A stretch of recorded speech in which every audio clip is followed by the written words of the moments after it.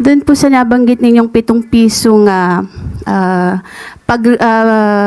baba ng Duterte administration, pwede po ba ninyong i-clarify yun kung talagang 7 piso, gagawin 7 piso kada kilo yung bigas that time, or yung sinasabi po ng dating Pangulo na reduce o bawasan lang ng 7 piso yung presyo po ng bigas? Nasa news na po yan.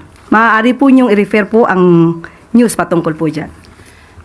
So, malinaw po na reduce po yung nabanggit, pero kayo sabi ninyo sa inyong vlog po ba yun, whatever, yung 7 piso, sabi niyo pangako 7 piso at parang sort of ganon. Pwede po ba linawin lang natin yun para hindi naman na pagmula ng fake news? Sa vlog po ba? Nakita, napanood po sa Hindi po yata yun nabanggit sa press briefing.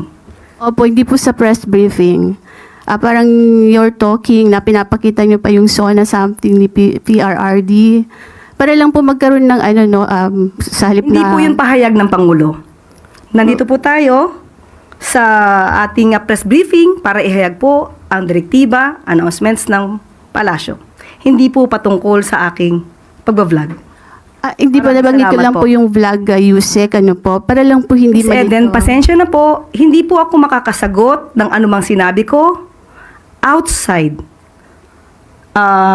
from this press briefing. Kung ano man ang aking naging opinion personal, pag-usapan natin sa labas at hindi dito po. Kasi po parang makaka-apekto rin po dun sa mga ng Pangulo na medyo iba yung nababanggit. Opo, Miss Eden, kung ano po ang inyong pakay patungkol po dito, inuulit ko po, ang aking pag-vlog ay wala pong kinalaman ang palasyo, ang Pangulo at ang gobyerno.